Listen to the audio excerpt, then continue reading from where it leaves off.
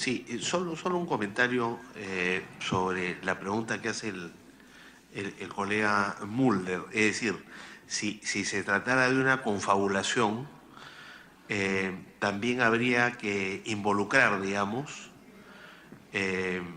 porque no solo hay un informe de la Contraloría, hay 2 o 3 informes que tendríamos que revisar del Congreso de la República. Y habría que, digamos, que involucrar a quienes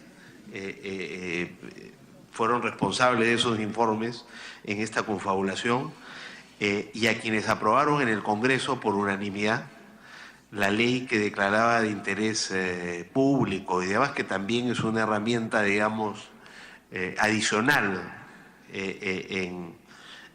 para hacer posible esta obra, y al gobierno que sucede a aquel que firma el contrato, porque, digamos, tendríamos que establecer si las obras iniciaron con el gobierno que firma el contrato o posteriormente, y si había posibilidad de simplemente renegociar o de renunciar a cumplir con un contrato que o renegociarlo, ¿no?, en términos de enfrentar los problemas de sobredimensionamiento al que se ha referido el doctor Guerra García. Gracias, presidente. Congresista Beteta. Gracias, presidente. Sí, solamente antes de pasar a las preguntas que me gustaría formular, creo en lo que dice el colega Gino Costa, estoy de acuerdo con lo que hay posiblemente participación directa de los actores en todo lo que han facilitado, ¿no?, sacando leyes, ordenanzas, directivas, para burlar de alguna manera mecanismos de control y con el objetivo, y que ya sabemos pues que no era el amor realmente a los ciudadanos que querían contar con esa carretera, sino era amor al dinero, amor a la coima. Eso para mí está clarísimo. Sí, discrepo cuando dice también tendríamos que incorporar a todos aquellos que aprobaron el proyecto de ley que se declaró de necesidad pública el asfaltado de esta carretera. Digo mi observación porque los colegas congresistas que en esa oportunidad posiblemente votaron a favor de ese proyecto de ley lo hicieron porque creían, ¿no?, que a través de ese proyecto se iba a hacer una buena obra.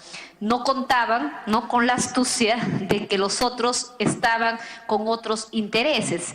Y hemos visto en el Congreso, votamos siempre muchos proyectos de ley que son declarativos, pero lo hacemos porque confiamos en que los autores de ese proyecto de ley están pensando en el bienestar colectivo de los ciudadanos, sin saber que detrás de ello venía pues un juego en pared, ¿no?, con el Ejecutivo. Solamente por eso hacía esa atingencia, ¿no? Ahora bien, de todo lo que ya vemos pues a raíz de todos los hechos, me gustaría preguntar a nuestro invitado ¿qué nos podría decir respecto si era una decisión acertada, considera la ejecución de la transoceánica? Señor Guerra García. Mi opinión es que la Interoceánica del Sur era una obra que requería un mejoramiento, porque era una obra que preexistía en el nivel de afirmado, en un estado más o menos bueno para lo que eran las vías afirmadas, era una de las mejores vías afirmadas, pero sí requería un mejoramiento. Mi opinión es que concreto asfáltico en una vía de muy poco tráfico era una decisión equivocada porque era una decisión sobredimensionada, pero esta es una apreciación de carácter técnico. En el Perú, las obras de carreteras pueden ser concreto asfáltico o tratamiento superficial bicapa, o pavimento económico o afirmado. Esas son las 4 soluciones estándares que tenemos en el Perú. En mi opinión, la Interoceánica del Sur requería una combinación de tratamiento superficial bicapa a las salidas de las ciudades de Cusco y Puno y pavimento económico en las zonas de menor densidad, porque el tráfico era muy bajo en la proyección del propio estudio de factibilidad. Entonces es un garrochazo, digamos, pasar de que el mismo estudio muestre una demanda muy baja y utilizar la solución de obra semejante al de la vía expresa en el Paseo de la República. Entonces no tiene sentido, hay una desproporción entre el flujo proyectado y los costos de la inversión. En mi opinión, debió hacerse la Interoceánica del Sur, pero con una solución más barata. Si no se hubiera exonerado ¿Cómo es que se de llama esa solución más barata firmado? el nivel más alto es carpeta asfáltica o concreto asfáltico. Ese es el nivel más caro. Eso en el Perú está entre 1,5 y 2 millones de dólares. El tratamiento superficial bicapa es una segunda decisión que también es pavimento. Y alguien que ¿Cómo se llama eso? Tratamiento superficial bicapa. Pero que es bastante más barato, ¿no? Entre 1/3 menos o 1/mitad menos que concreto asfáltico. Luego está la solución de pavimento económico. El Perú tiene como 5.000 kilómetros con pavimento económico, que cuestan entre 200.000 y 300.000 dólares por kilómetro, o sea, mucho más barato que los 2 millones de dólares que cuesta el concreto asfáltico. Y luego están las vías en afirmado. Digamos que son como las 4 soluciones estándares cuando uno quiere elevar el nivel de una vía de afirmado a algún tipo de pavimento. Entonces, yo no es que esté en contra de que se haya hecho la Interoceánica del Sur, lo que creo que técnicamente, por las demandas que existían, debió comenzarse con una obra, porque los tráficos que tiene son semejantes a los tráficos de los 5.000 kilómetros de red nacional, que hoy día tienen pavimento económico. Por lo tanto, yo no digo que no se haya tenido que pavimentar, sino que se podía utilizar una solución más barata. ¿Y cuánto cuesta el afirmado, ¿no?, que propones acá como la categoría más barata? ¿Y cómo juega eso con el hecho de que ya existiera en varios tramos una carretera firmada? No en todos, ¿no? Todos los tramos había firmado. ¿Incluyendo Urcos y Ñambari? Sí, ese era el tramo más duro. ¿Okay? O sea, con las condiciones técnicas menos buenas, porque la diferencia es que el tramo de la selva entre Inambari y Ñambari era plano, entonces obviamente era fácil de mantener, pero claro, el tramo de la sierra en afirmado era complejo y sí ibas lento, digamos, ¿no?, entre Cusco y tal, pero todos eran vías afirmadas. Entonces, si ya están afirmadas, ¿a qué afirmado te refieres? Como al, digamos, tú dices, yo hubiera afirmado salvo en las salidas de la ciudad. No, yo no he dicho eso, yo lo que he dicho es que si lo dije me rectifico, que tú podías haber combinado kilómetros de mayor demanda con TSB, o sea, con tratamiento superficial bicapa, y otras partes con pavimento económico, que eso podía haber sido una solución. Ahora, es verdad que en esa época, digamos, que no había norma técnica para el pavimento económico, pero en una obra de tal tamaño se justificaría haber tratado de iniciarlo, ¿no? Se inició bastante después, los pavimentos económicos, pero en el mundo se disponía ya de la tecnología de pavimentos económicos. Entonces yo creo que podías haber mantenido una parte en afirmado, significa que lo rehabilitabas en afirmado. Ya. Eso costaría, no sé, pues $100.000 por kilómetro, 150.000. Es lo que cuesta el afirmado. Sí, pero lo que pasa es que estoy dando números muy gruesos porque todo depende en cada tramo de las circunstancias, las lluvias, ¿no? O sea, entiéndanlo como una referencia. ¿Ya? Pero es mucho más barato el afirmado que el pavimento económico. El pavimento económico es mucho más barato que el tratamiento superficial bicapa y el tratamiento bicapa es mucho más barato que el concreto. Entonces, en verdad, la norma técnica te orienta a que según la demanda tú vas tomando las decisiones racionales en función de esto. Este estudio de factibilidad, como inventaron 600 millones de beneficios, inventándose una oferta agrícola, pudieron justificar económicamente hacer el proyecto. Pero técnicamente no cuadraba por ningún lado la demanda por tráfico con la solución de pavimento. Gracias, señor García. Congresista... Claro, fue una interrupción, congresista Beteta, sí. Congresista Jorge Castro. Había seguido su intervención al congresista Mulder. Bueno, también en honor a la verdad, el bicapa también tiene pocos años de duración. Ese es el tema, y más aún en zonas lluviosas es bastante complicado. Lo estamos viendo en el caso de la parte de la Sierra Sur, donde hay varios tramos de bicapa, y no es asumir la defensa.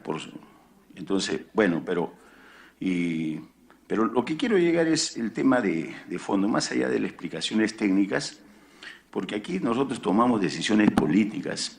Y nos interesa por qué está sucediendo esto y por qué hay una amenaza de que se vuelva a repetir estos mismos ejercicios de siempre.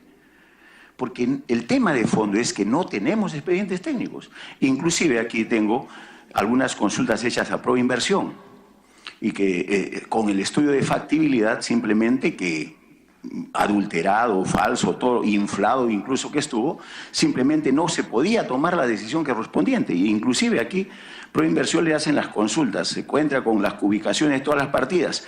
Dicen ellos que sí, afirmativo, y eso después se ha demostrado que eso es falso.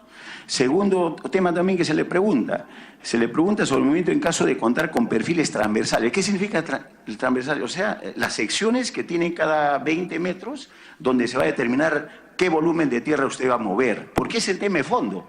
Por ahí ha habido, yo tengo información, donde millones se han supuestamente cubicado y se ha pagado en secciones transversales que no existían. Y entonces, ¿por qué? Porque no tenían a nivel de expediente técnico. Entonces, ¿a qué queremos llegar con esto? Que mientras hagamos este tipo de trabajos sin expediente técnico, que hoy día se vuelve a repetir el mismo escenario, y esas son las lecciones del futuro, lecciones que tenemos que aprenderlas ahora, y eso también está un poco que nos ha indicado aquí el economista Guerra García, y ese es el problema. Mire, tenemos aquí inclusive, cuando se le consulta sobre el volumen, carga y tasas de crecimiento del tránsito, etc., también nos dice que también se ha hecho esos estudios, o sea, es afirmativo. Esos son los estudios lógicamente de factibilidad, pero cuando ya entran a los estudios definitivos y sobre todo a nivel de expediente técnico, ya la cosa se aclara y se ajustan cada uno de estos detalles. Y bueno, lamentablemente, yo lo que sí quiero, como nosotros estamos aquí para tomar decisiones políticas sobre este tema, lo hemos conversado en repetidas oportunidades en las diferentes comisiones de fiscalización. El caso del metro es similar, el caso de cada uno de los proyectos que tenemos aquí, totalmente inflados, y esa es la lección que tenemos que sacar.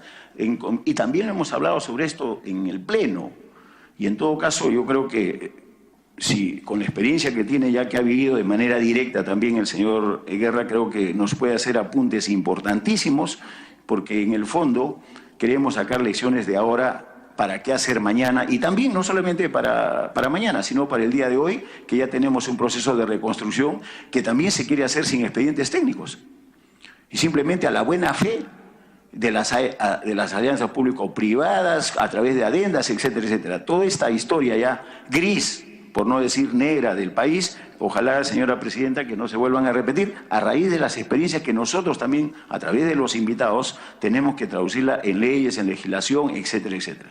Muchas gracias, señora presidenta, para no ser más extenso. Gracias, congresista Castro, por la reflexión. Congresista Karina Beteta. Sí, gracias, presidenta. Efectivamente, creo la construcción del IRSA Sur, por donde busquemos, no se puede encontrar ni la parte técnica que haya tenido sustento para haberse hecho la inversión que se hizo. Por ello es la preocupación. He escuchado también, he leído en varias de sus declaraciones que el señor Guerra señalaba, por ejemplo, que en relación al tramo 3 de la carretera interoceánica sur se había alertado los perjuicios sociales y ambientales que incluso se había hecho estas observaciones, el cual al inicio de la construcción no tenía el estudio de impacto ambiental. Y esto sería bueno que nos pudiera señalar si en ese momento a quién se hizo esta alerta, a quién se le informó de las consecuencias que podrían conllevar el no haber tenido en su momento el estudio del impacto ambiental. No sé si nos pueda responder para luego seguir haciendo algunas otras preguntas. Señor Guerra García. Sí, en general en el sistema de inversión pública de la época, lo que hay es un ciclo, ¿no? Cuando se hace el perfil, se hace el análisis ambiental, de impacto ambiental a nivel de perfil. Cuando se hizo la prefactibilidad, porque en ese entonces la prefactibilidad obligatoria de la Intersección del Sur, también se hizo el análisis ambiental a nivel de prefactibilidad. Y cuando se hizo la factibilidad igual. Lo que pasa es que lo que no se hizo fue el análisis ambiental a nivel del expediente técnico antes de licitar la obra. Y como en realidad en el expediente técnico es donde uno sabe cuál es la verdadera solución final de ingeniería, ahí es donde tú miras los impactos ambientales más reales. Entonces, ¿qué no se hizo? No se hizo eso, como no se hizo el expediente técnico antes de licitar la obra, no tuvimos estudio de impacto ambiental a nivel del expediente técnico, que es más profundo, digamos, que el estudio de impacto ambiental del estudio de factibilidad. Y además, dado que en esa época, Madre de Dios, era el último bosque no desforestado del Perú, ¿no? Y dado que la carretera interoceánica que venía del Brasil ya había generado mucha desforestación en Acre y Rondônia, digamos que mínimo habríamos tenido que tener la idea de que si la carretera continuaba penetrando en el Perú, el efecto de deforestación podía ser semejante y tenía que haber una política importante de protección de la zona. Entonces, ¿qué es lo que ocurre? Que eso recién se hace cuando van haciendo los expedientes por partes después, ¿no?, de que se firma el contrato.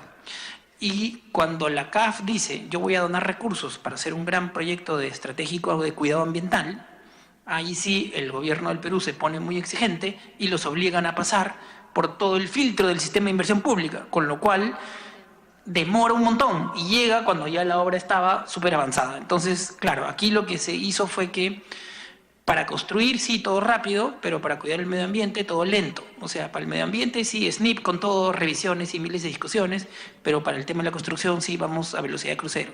Entonces, ¿eso qué generó?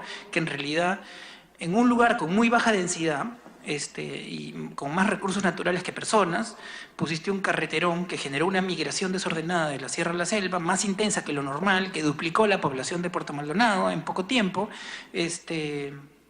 y que por lo tanto generó un daño ambiental, digamos, muy descontrolado, que luego se exacerba porque, como Brasil va poniendo más controles en los temas de deforestación en Acre y Rondônia, los desforestadores brasileños ilegales se trasladan a Madre de Dios, donde hay poco control y donde había más bosque, ¿no? Y al mismo tiempo la cotización del oro que sube genera el auge de la minería ilegal que explosiona, ¿no?, en la zona. Entonces la combinación de carretera más cotización del oro alta, más bajo control de las áreas forestales, más aumento del control en Brasil, lo genera es la situación que tenemos hoy día en Madre de Dios, ¿no?, que es la capital de la tala ilegal y de la minería ilegal. Me pide una interrupción, Presidenta. Gracias. Congresista Costa. Sobre el daño ambiental, ¿no se está magnificando el impacto de la carretera en el daño ambiental considerando que ya había carretera? O sea, el hecho de que una carretera tenga concreto asfáltico, pero los niveles de movimiento aparentemente son muy bajos, en sí misma el concreto asfáltico es un generador de daño ambiental, o es el impacto de la carretera y la posibilidad de que la gente se desplace. Si lo segundo es así, entonces la carretera ya existía antes y en sí mismo la carretera no tiene por qué, sin negar el daño ambiental, ¿no? Sí, congresista. Lo que ocurre es que, digamos, en el Brasil se hicieron estudios previos que demostraban que cuando una vía está firmada, por el alto costo de desplazarse, genera una baja rentabilidad del negocio de deforestación, legal o ilegal. Y por lo tanto, cuando una vía está firmada, normalmente las fotos de satélite en el Brasil demostraban que el daño era entre 5 y 10 kilómetros a los lados de la carretera. Pero cuando una carretera se pavimenta, aumenta muchísimo la rentabilidad del negocio de extracción y transporte de madera. Por lo tanto, el área se expande a entre 50 y 100 kilómetros a los lados de la carretera. Entonces sí hay un impacto diferenciado, muy diferenciado, entre una vía firmada y una vía pavimentada. Eso se demostró en el Brasil y las evidencias muestran que ocurrió lo mismo en el Perú. Pero claro, no podría ocurrir si hubiera protección ambiental, si hubiera guardaparques, si hubiera más gasto en proteger el medio ambiente. Y luego se exacerba por una causa que no es la carretera, que es la minería de oro ilegal, ¿no?, que eso en verdad se expande por, de nuevo, la ausencia de control por un lado, pero también un fenómeno internacional. Entonces la combinación de carretera más elevación del precio del oro más falta de cuidado del medio ambiente genera este resultado, ¿no? Gracias, señor Gracias. Congresista Beteta. No sé si usted se habría dado el afán quizás de poder cuantificar, ¿no?, cuántas carreteras central se hubiera construido con lo invertido y gastado en los CIRSAs. ¿Nos podría decir si hay esa, digamos, si se hizo de alguna manera esa cuantificación o no se hizo? Un ejemplo, por ejemplo, viendo que ahora, ¿no?, que sí ameritaba mejorar la carretera central, por lo mismo que sí es una carretera altamente transitable, ¿no?, a diario, y que une varias regiones, y lamentablemente han pasado tantos años y hasta la fecha no se le está dando la prioridad que merece. A ver, esa es una buena pregunta. En el Perú, el Ministerio de Transportes, a lo largo de los últimos años, como es muy caro ensanchar la carretera central porque es una vía encañonada que requería grandes movimientos de tierras para tener más carriles, optó por tener carriles alternativos, ¿okay? Que es principalmente la carretera Canta-Unish, ¿no? Que desde la provincia de Canta puedes ir hasta Cerro de Pasco, en el punto de Unish, como una alternativa, y la otra alternativa es la carretera Cañete, Yauyos, Chupaca. Son, digamos, las dos alternativas. La primera es competitiva con la carretera central porque es una vía en concreto asfáltico, la de Canta-Unish, y la otra es pavimento económico, o sea, no puede haber carga pesada. Pero digamos que son las alternativas que se disponen a la carretera central. El problema en la carretera central es que es muy insegura cuando llueve, y el problema es que las alternativas son igualmente inseguras. Es decir, si hay huaicos, si hay una temporada de huaicos, lo más probable es que se corten las tres, porque tienen la misma configuración.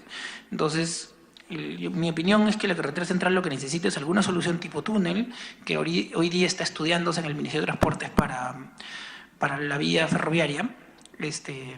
Pero creo que el túnel debería ser bimodal, es decir, debería haber una solución de túnel para el tráfico pesado de carga, porque es la única forma de tener una solución que aseguremos que no se corte o no se pare en los momentos de lluvias y afectar el abastecimiento de Lima. Pero claro, ese túnel es una obra mucho más cara por kilómetro que la Interoceánica del Sur. Sí. Mi consulta era la cuantificación. ¿Cuántas carreteras centrales se hubiera ejecutado al margen de estos problemas por el clima y todo ello que está señalando en haber invertido en el IRSA? O sea, eso iba mi consulta. Y también ahí se olvidaba que hay otro tramo que tampoco no le han dado prioridad, por ejemplo, la que es Ollón-Churín, que sale por Ambo, justamente por la región a la cual represento. Sí, lo que pasa es que no es tan fácil hacer la comparación, porque digamos que una cosa es la carretera central en donde está, ¿ok? Donde está, digamos, Canta-Unish cuesta un poco menos que la Interoceánica del Sur, pero por kilómetro la diferencia no es tan significativa, ¿ok? Entonces, el problema de la interoceánica no es el costo del concreto asfáltico en la interoceánica, que no está tan lejos del costo promedio de mercado. El problema es que se pudo haber usado algo más barato. Ese es el problema. Pero no es que la diferencia de costo por kilómetro sea súper distinta. No son tan diferentes. El costo por kilómetro de Canta-Unish se parece. La carretera Cañete-Chupaca, ¿no? Que va por Lunahuaná pasando Yauyos hasta Chupaca, esa sí carretera cuesta muchísimo menos porque es pavimento económico y costó $200.000 por kilómetro, o sea, cuesta la 10ª parte que lo que costó la interoceánica, pero porque es pavimento económico, que en mi opinión eso fue lo que se debió poner en la interoceánica, pero ya esa es otra discusión, ¿no?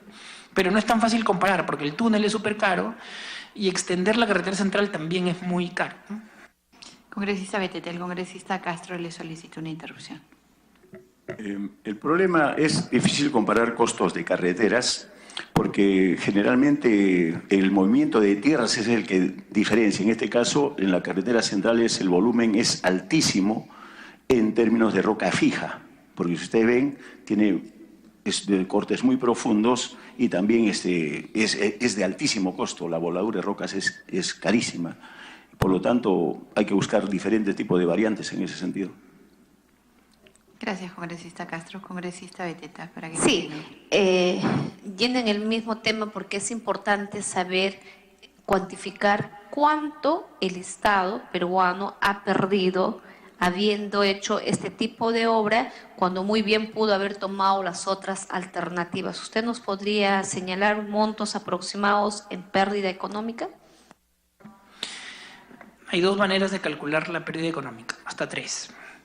Pero son mi opinión, ¿ok? Es mi absoluta opinión. A ver, yo creo que podíamos haber hecho la Interoceánica del Sur con una solución de pavimento económico. Los pavimentos económicos que se han hecho en el Perú han estado en $200.000 kilómetro con geometría angosta, es decir, con la geometría de la vía firmada. Si eso hubiera costado $300.000 por kilómetro con una geometría estándar, $300.000 o $400.000, ¿okay? La interoceánica sobre 1.000 kilómetros hubiera costado $400 millones. ¿Okay? Si costó 2.000, la diferencia son 1.500 millones de dólares.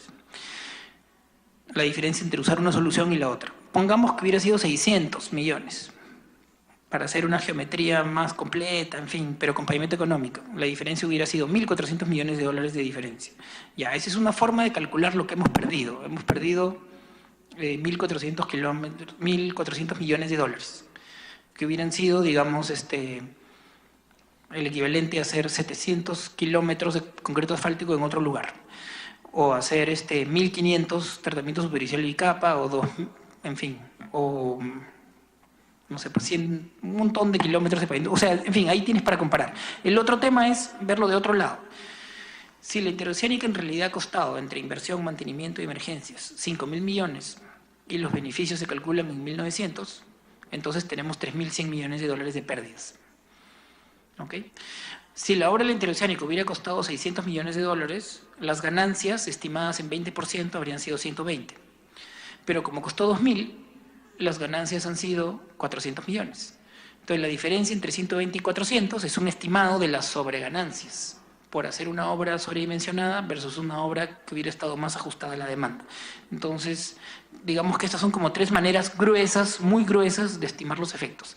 En cualquier caso, las pérdidas para el país son enormes, ¿no? Entonces, para que tengan una idea, ¿no? Por ganar 300 millones de dólares sobre ganancias, a nosotros nos están generando pérdidas por 3.000 millones, por hacer una obra que cuesta 5.000 y tiene beneficios de 1.900, si le creemos al estudio auspiciado por Odebrecht para calcular los beneficios. O sea que digamos que no se van a subestimar, porque ellos lo financiaron. Entonces, 3.100 millones de dólares de pérdidas de un proyecto a 5.000 es demasiadas pérdidas, ¿no? Y creo que ese es el número con el cual debería negociarse las reparaciones, ¿no? Congresista Beteta. Claro, lo que queda claro en todo caso es que lo ideal hubiera sido usar esta alternativa que es el Bicapa, ¿no? Que con ello se pudo haber ahorrado dinero y con eso haber solucionado la carretera central o cualquier otras vías que realmente el país necesita. Entonces esto llamamos a una reflexión para que los gobiernos de turno tengan pues que usar estas alternativas que realmente vayan a cumplir con la necesidad que requiera los pobladores, y también pensar que esto se puede ahorrando y teniendo el mismo acceso, la misma oportunidad de desarrollo para los pueblos, pero de alguna manera también invirtiendo en otras regiones. Como acabo de manifestarle, años y años no se invierte en la parte del centro, que es una alternativa muy importante, estas 3 vías, que sin embargo vamos más de 10 años, ¿no? Y no están tomando decisiones el Estado. Entonces, eso me parece interesante, entonces que quede clarísimo que sí, el Estado peruano con la ejecución de esta obra hemos perdido económicamente. Última pregunta. ¿Usted considera que el informe de la Universidad de Lima realmente era un buen informe técnico o tenía falencias? Yo creo que el informe de la Universidad del Pacífico, de 3 profesores, de 2 profesores, es un informe que está hecho de buena fe para estimar los 1.900 millones de dólares de beneficios. Son profesores buenos. Ahora, es posible que al tomar los parámetros del estudio de factibilidad, digamos que podemos discutir, digamos, los parámetros del análisis, pero en general yo creo que los profesores que hicieron el análisis son gente honorable y que por lo tanto es posible que esos 1.900 estén bien calculados, pero no me he metido al detalle de mirar cómo se hizo el cálculo, pero por el prestigio que tienen las personas que lo hicieron, yo supongo que no está mal hecho. Por eso es que es la referencia que yo utilizo de los beneficios de la interoceánica del sur. Pero igual, aún esos beneficios, aunque estuvieran bien calculados, comparados con los costos, está claro que el Estado peruano pierde 3.100 millones de dólares.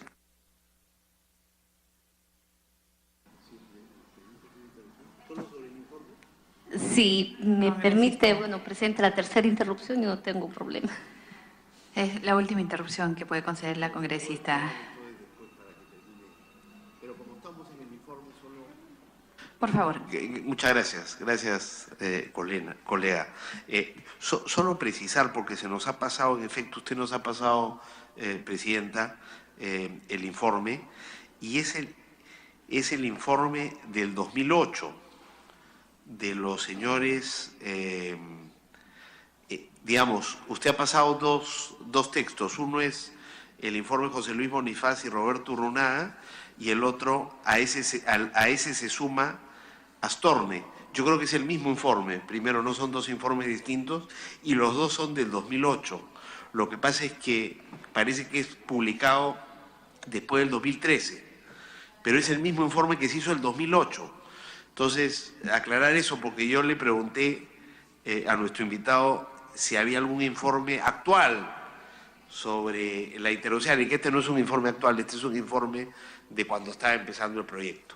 O sea que no sé si... Sí, yo solo conocía el libro, por eso es que yo hablaba de un momento posterior. Congresista Beteta. También decirle que la propia universidad se ha arrepentido de este informe, ¿no? O sea, digamos que luego de haber preparado con el transcurrir del tiempo, se ha dado cuenta que es un informe de la cual se arrepiente. Y también cuando se dice un informe que ha sido confeccionada por profesionales honorables, no necesariamente no pueda ser cuestionada, ¿no? A mi apreciación, yo podría decir que este informe estaba hecho o calzado a la medida de la que quería Odebrecht, más aún tomando en cuenta que el pago de estos estudios la habría realizado Odebrecht. O sea, yo, empresa, ¿no? Tomo a honorables profesionales, le digo, hágame este informe de la carretera de la que yo quiero coimear para luego yo ser beneficiado. Bueno, pues los honorables se prestan y hacen este buen informe y posteriormente ellos se ven beneficiados, porque eso es lo que ha ocurrido, ¿no? Y vemos pues cómo ha tenido acceso las empresas brasileñas, Odebrecht específicamente, tocando puertas a estudios honorables, a árbitros honorables en ese momento que se consideraba, y digamos también universidades prestigiosas tocando las puertas para luego hacer lo que a luces podemos nosotros ser testigos de lo que ha ocurrido, cada cosa calzado a su medida. Los informes de los abogados, como quería Odebrecht que debería de salir. Se iban a los procesos de los arbitrajes, árbitros que también hicieron a la medida. O sea, es un buen sastre que se había conseguido las empresas brasileñas para beneficiarse en perjuicio de todos los peruanos.